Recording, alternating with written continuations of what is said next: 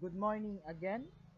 Welcome to our class, Business Ethics and Social Responsibility. Today's discussions, we will discuss about the critical survey of the different normative ethical theories commonly used in business decision making. Okay, before we start our class discussion, let's have first our learning objectives. At the end of the discussion, the students are able to first examine critically the various ethical theories and principles as proposed by different philosophers. B. Appreciate ethics as a normative science. C. Simulate the resolutions of a normal problem or ethical dilemma, the light of an ethical theories and a moral principle. And D, we have developed a personal ethical philosophy in life as a business leader and manager. And now we have our K terms to discuss for today's discussions. We have first the conscience, second, natural law and eternal law, moral, rationalism, egoism, egoist, egotist, hedonism, utilitarianism, and moral positivism, and the divine command theory, and last we have the virtue. Okay, class, let's have first to discuss the norms of morality according to the scholastic philosophy. Before we start, let's have first to define what is morality, class. Okay, what is morality? Morality is a quality of a thing manifesting and its conformity with a set of norms or criteria. You can see that, as you can see the framework below, we have first as a human conduct. Next, we'll have our norms, ethical principles, rules, and the others. That is our morality, conformity, or the non-conformity. And lastly, we have the judgment. The judgment will be false. It could be a moral or immoral. And now we have first the conscience, the norms of morality, conscience. Okay, what is conscience in your idea, class? Okay. Yes, conscience is a cognitive process that elicits emotions and rational associations based on individuals' moral philosophy or a value system. And conscience, class, stands in a contrast to illicit emotions or through due to associations based on immediate sensory perceptions and reflexive responses, as in sympathetic central nervous systems and responses. In common terms, conscience is often described as a leading to feeling or the remorse when a person commits an act that conflicts with their moral values, and in an individual moral values and their dissonance with a familial, social, and a cultural and the historical interpretations of a moral philosophy is considered in the examination of a cultural relativity in both practice and study of psychology. The extent to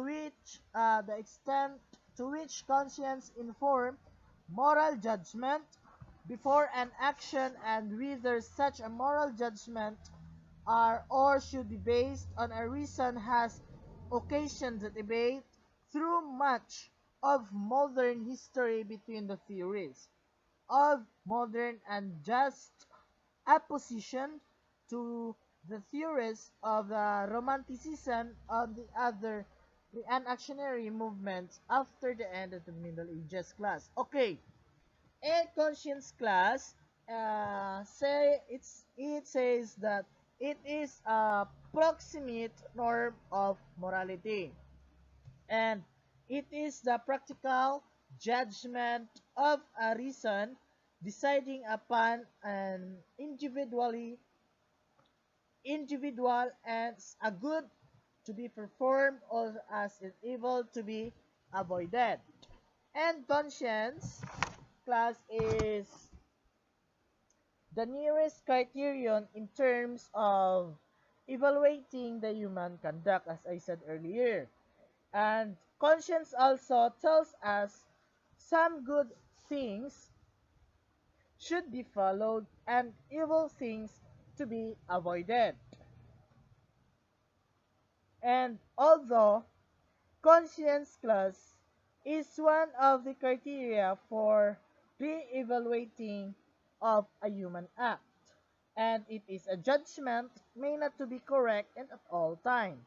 That is why there is a need to educate our conscience so that it can be form correct moral judgment. And her and conscience class have a four types also. First, we have a true conscience. Second, false or the erroneous conscience. Third would be the certain conscience. And fifth and fourth, rather, we have also the doubtful conscience. Okay, the true conscience class. In your own idea, what is true conscience? Yes, very good. True conscience class, it can be when it deducts correctly from, it will happen when it deducts correctly from the principles that the act is lawful, or if it is confirms what is objectivity right. So, uh, we have also the false or the erroneous conscience. And the false erroneous conscience class have also four types.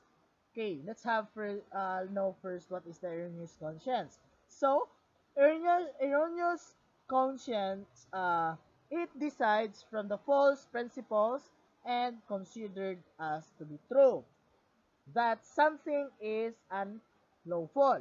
So, the conscience class errs because of the false principles from incorrect reasoning. So, let's have the four kinds of erroneous conscience. First, we have the scrupulous. Second, perplexed, lax, and the pharisaical. Now, class, what scrupulous? Let's have first the scrupulous. Okay, scrupulous class. It is one that for a little or no reasons judge on act to be a morally evil when it is not, or exaggerates the gravity of sins, or sees sins where that is not exist.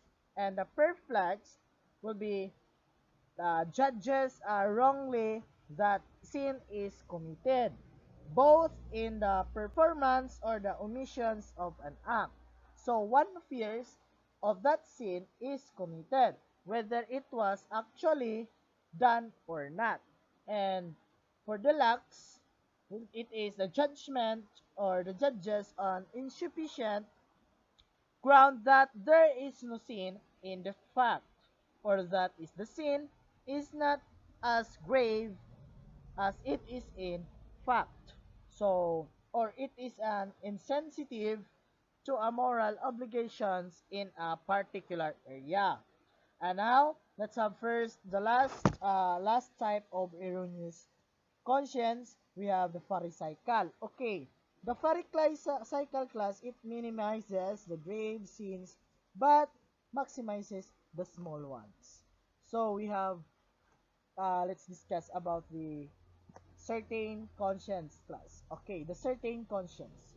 Okay, certain conscience where it happened when it without any prudent fear or error, and it decided that the act is either lawful or unlawful, or it is a person has no doubt about correctness of one's judgments, and a conscience can be certain, but at the same time it is erroneous. So a certain conscience is not necessarily right. A certain conscience includes all the fear, error, but acting rightly. Take note, class. A certain conscience is not it is not necessarily all the right thing, but a certain conscience includes all the fear of error about acting rightly. So let's have the doubt. Last, we have the doubtful conscience. Okay, the doubtful conscience, class, it happens when it fails to pass a moral judgment in a character of the act due to a fear or error rather, or if it is a person is ensured that correctness of his judgment. And now let's have the natural law. Let's discuss about the natural law. Okay, the natural law. The natural law is a system of a law that supports to be based on the values and intrinsic to human nature that can be deduced in applied and independent positive law or the enacted laws of the state of the society. So, and according to this natural law or theory, all people have inherent rights conferred not by act of legislations, but by God, nature, or the reasons. Okay, the concept of natural law was documented in ancient Greek philosophy, including uh, the philosopher which is Aristotle, and was referred into an ancient Roman philosophy by Cicero. Okay, the references to it are also to be found in the Old and the New Testaments of the Bible, and were later expounded upon the Middle Ages by the Christian philosophers such as Albert the Great and the Thomas Aquinas, and the school of Salamanca made by the notable contribution during the Renaissance. Okay, the natural laws, class. The natural law or the eager seeker is it. So we have uh, so the natural law, it is the remote, okay, it is the remote norm of morality. So it the moral law reflects what the things is in accordance with its nature, and a good act therefore it is what the, befits the nature of a man, and a bad act is one does not befit man's nature. Okay, for example, we have a knife is supposed to cut things into pieces. If the knife does not anymore cut things into pieces, it is not anymore true to what it is. So similarly, a good man is one who behaves the acts in it is uh, act in accordance with his nature. So man's nature is good. If he acts accordingly, he is true to what he is. If he does something bad, his action is not reflective of what he is. So an action, therefore, it is good or bad because of the conformity of or non-conformity of the act of the nature of the man. So that is the uh, natural law. And let's have the eternal law. Okay, the eternal law is considered as the ultimate norm of morality. So it is the plan of God by creating the universe and assigning to each creature to specific nature, provides for the cosmic order where very creatures stands different and independent from each other, but not part from the unified purpose of creation. So there is a harmony in the diversity in the universe. For the scholastic philosopher, there is only one criterion in evaluating the evaluating the human act that it is the eternal law. For them, conscience and the natural law are reflection of the natural law. So, the eternal law class, this is considered the ultimate norm of morality. So, it is the plan of God in creating the universe and assigning to each structures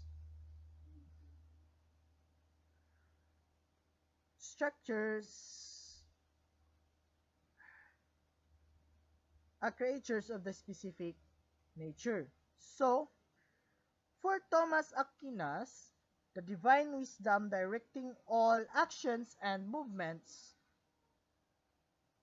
and for Saint Augustine, the divine reasons or will be the God commanding the natural order or things be preserved and forbidding that be disturbed. So the eternal law thus provides the cosmic order whether very creature stands different and independent of each. No?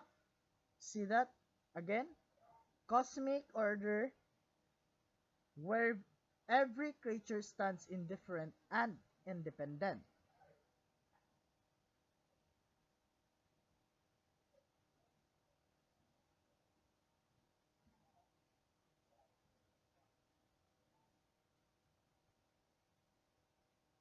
So for them, conscience and natural law are reflections of the divine law.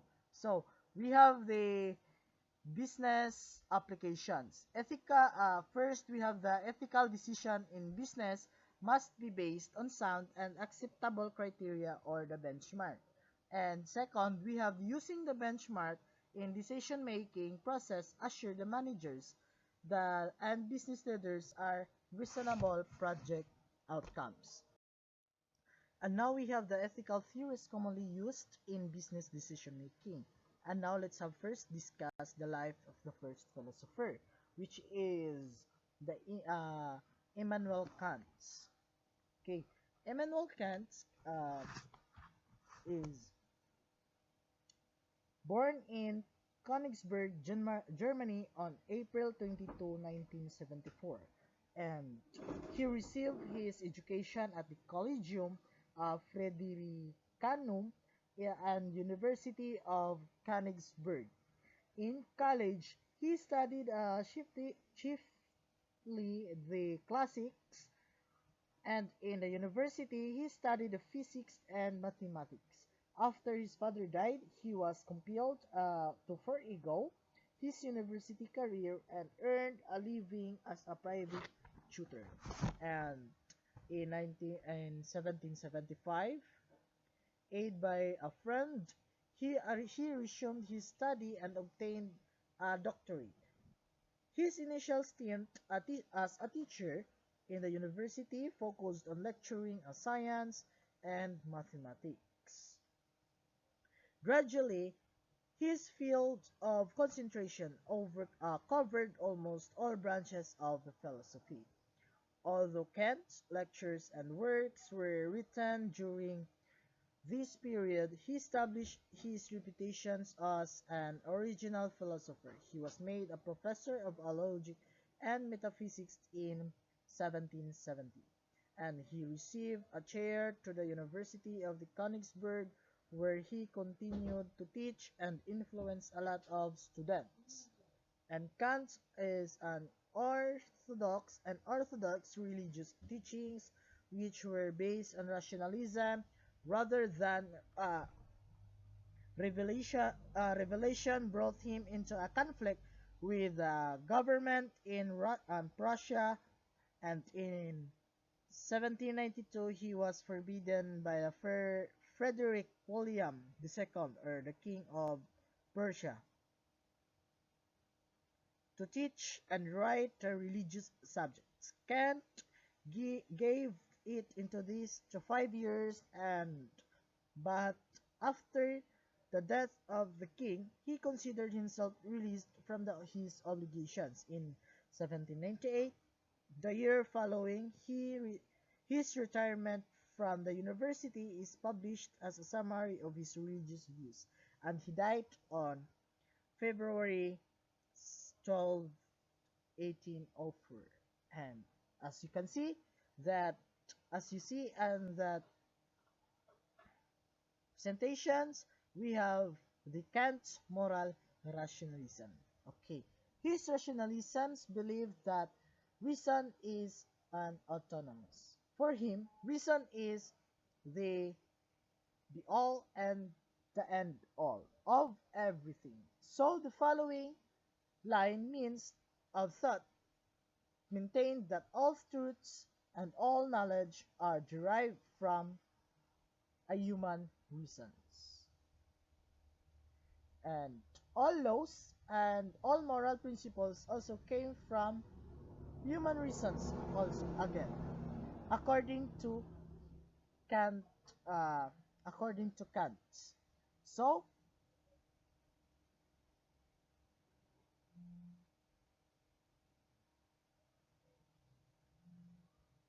we have also the Kant's categorical imperative. He said, as a philosopher in any era sometimes makes a significant impact of a single topic in a philosophy. For a philosopher to impact on as many different areas as Kant did an extraordinary. His ethical theory has been influential as his work in epistemology and metaphysics. So, Kant's work ethics is presented by the two works in a Foundations of Metaphysics of Morals in 1785, which Kant researched and established as supreme principles of morality.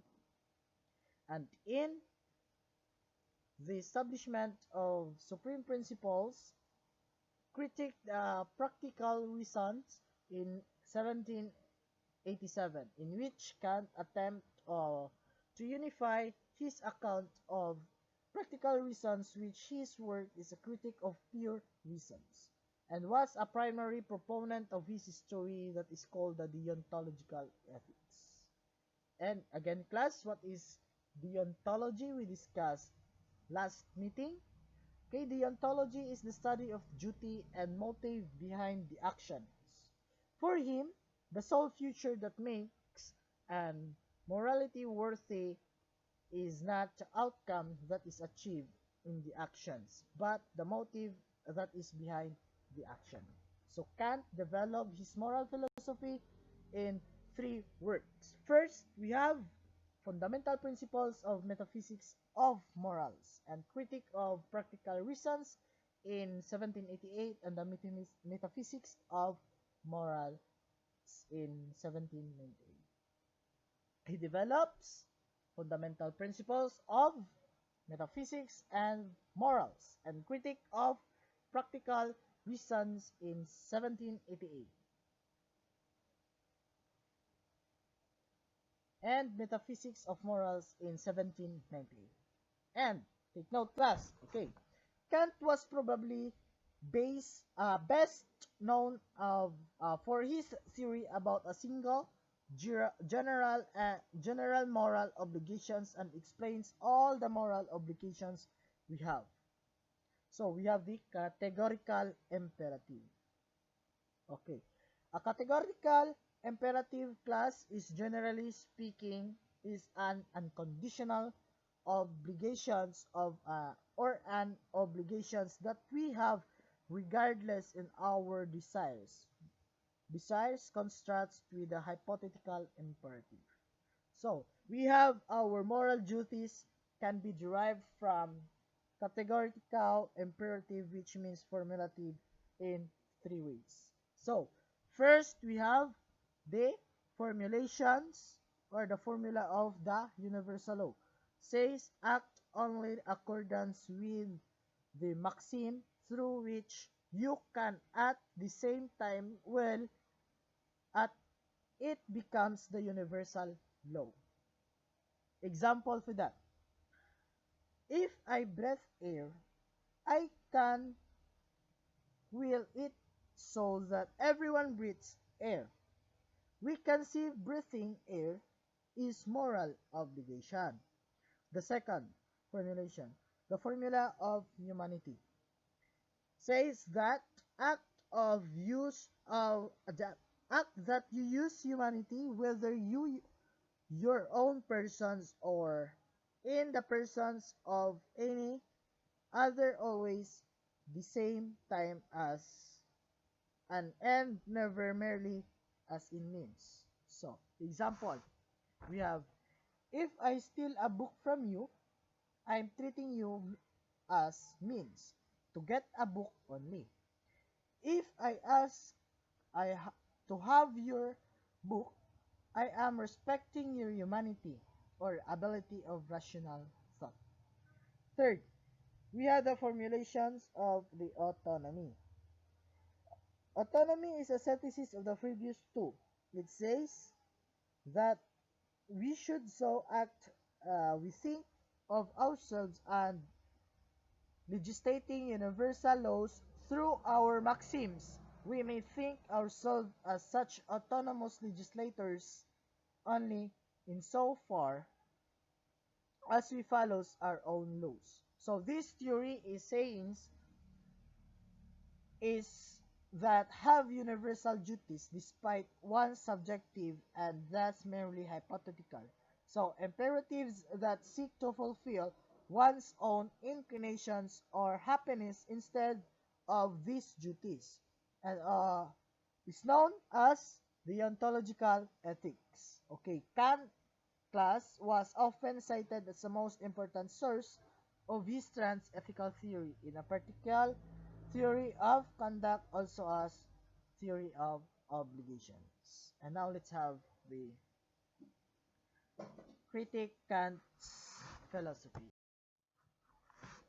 So, to critics on Kant's philosophy, the emphasis of Kant's philosophy is on the absolute of the immutable nature of morality. However, it shows some basic defects. Yes? This shows basic defects. Yes, because for him reason is autonomous. Kant confuse what is merely indicative for what is constitutive, and reason is declarative faculty. It sees things, it does not make things. Also, it tells us allows and inferior to itself, and at the same time. For reason, he is supreme and commander and the commanded of the same time. His theory is not explains why reasons commands and why must obey. No? Okay, another theory that we can derive from Kant's ethical philosophy in his claim that the sense of duty is the sole norm of morality.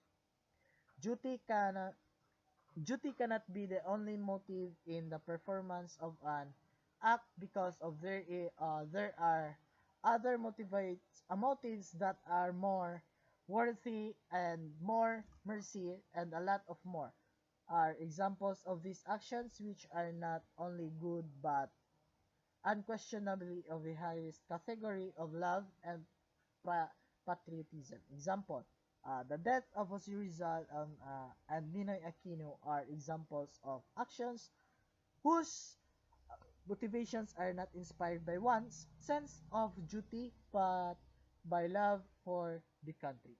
Now, according to Kant, these actions of Rizal and Aquino cannot be considered morally good because they were not done out of the pure sense of their duty.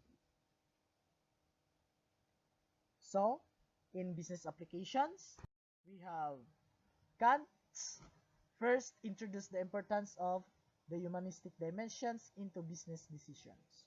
So, treat human beings not as means to an end.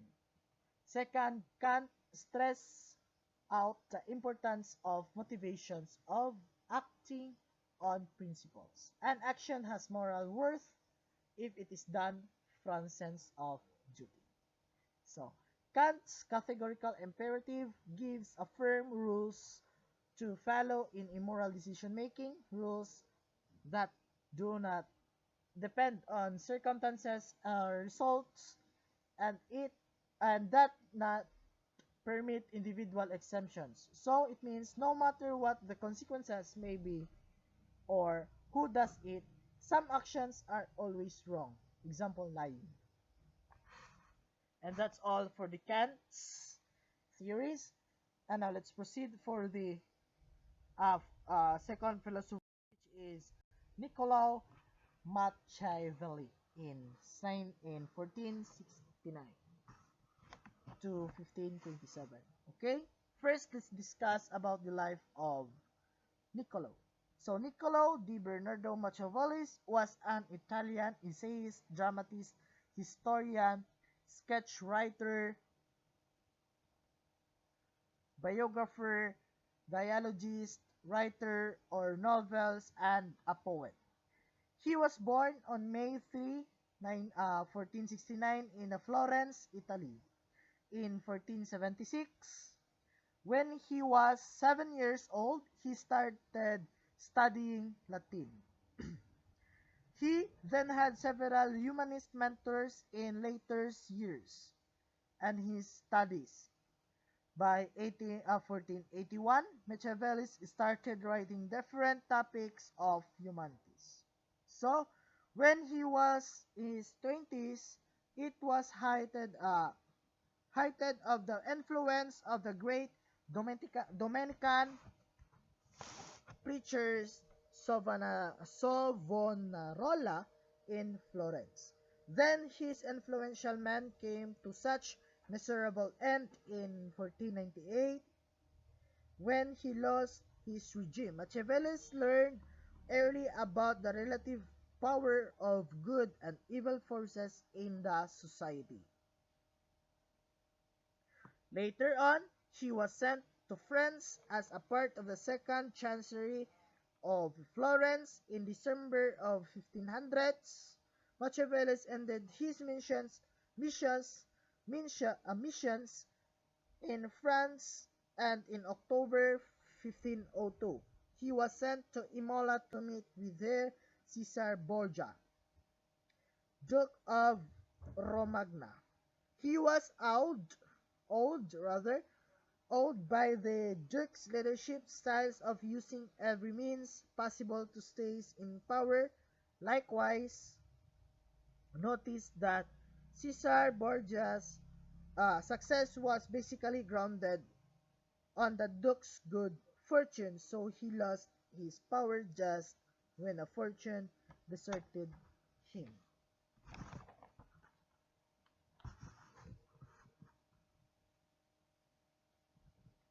And you can see the ethical philosophy of Machiavelli, Niccolo Machiavelli. So, his ethical philosophy is the life of experience contributed to his thoughts on the rules of principles of effective political behavior. He recorded his unsystematic thoughts in two books, which is The Prince and The Discourse. In The Discourse, Machiavelli wrote provingly a Roman republic, expressing his enthusiasm for the self-government and liberty. In The Prince, however, he is emphasized was on the need of the absolute monarch. The clue to Machiavelli's thought lies on the apparent inconsistency to these two books. Okay, by expressing his preference for an absolute monarch in The Prince, he did not intend to reject desirability of self-government about which he spoke so approvingly in The Discourse. So Machiavelli, along with his principles, those from The Prince, will always be associated with the phrase, "the end justifies the means."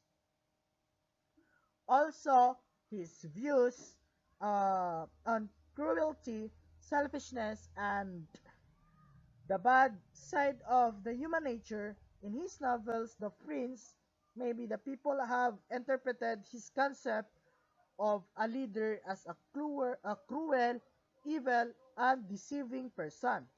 So, However, reading his words again, one would note and was not actually implying that leaders should be evil, dishonest, dishonest, and not even the words "the end justifies the means" were literally written in his word.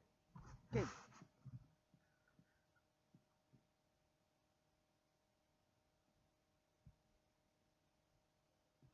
and now let's have the critics on Machiavelli's principle. Okay, the philosophy of Machiavelli gives the alternative setups with a basis of running a government.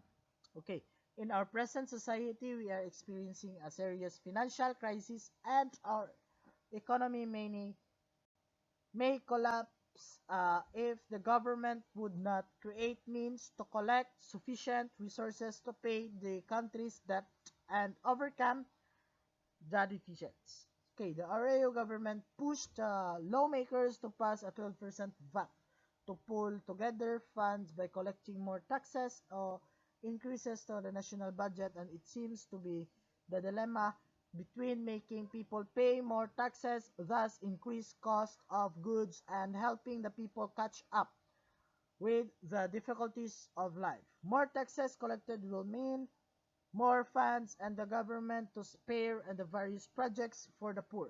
However, more taxes collected would mean higher cost of commodities that the public has to shoulder. In these cases, the government has bent use of power of the public good, exercising power, the expense of the people's convenience seems justified in this case. So, on the other hand, note using the principles, it justifies the means could not more suffering for the poor. Okay, the poor becomes poorer while the rich becomes richer.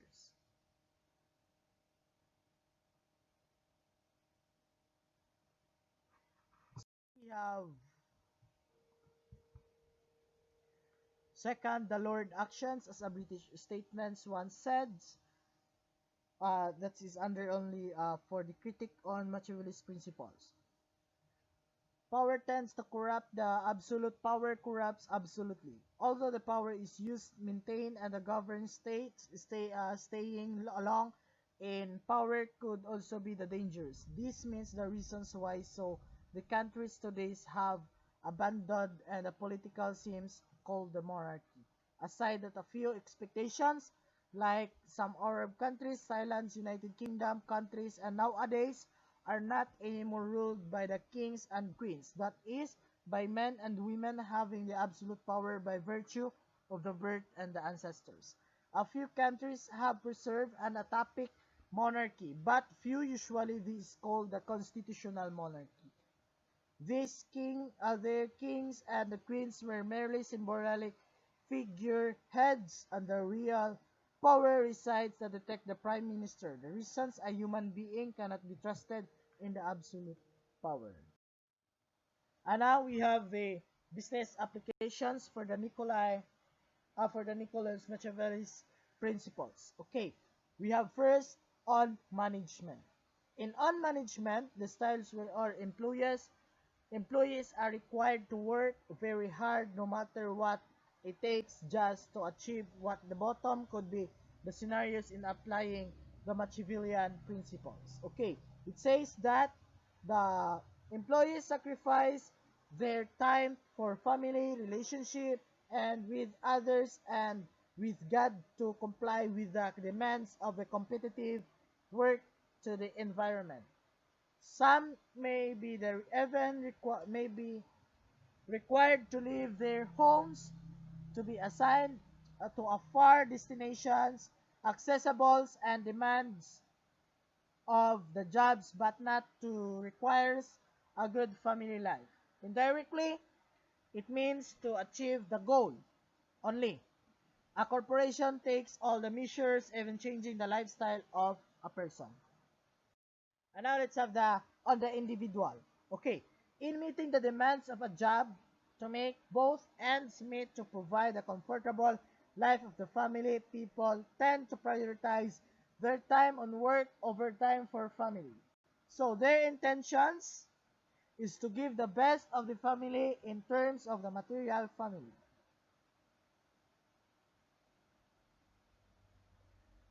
Material things, but in the process, they sacrifice quality time for their family and effect the good objectives of that is providing for the families becomes the excuse neglecting over the responsibilities. Okay, mothers may miss out of being first teachers of their children's. Fathers may no longer notice that the kids have started to grow fast. Okay, the parents maybe miss the important events of the family. They wanted to ensure that the better life of their family by working hard. If home life becomes far-fetched, there may be no more families of more offer the fruits of working hard. The end does not justify the means.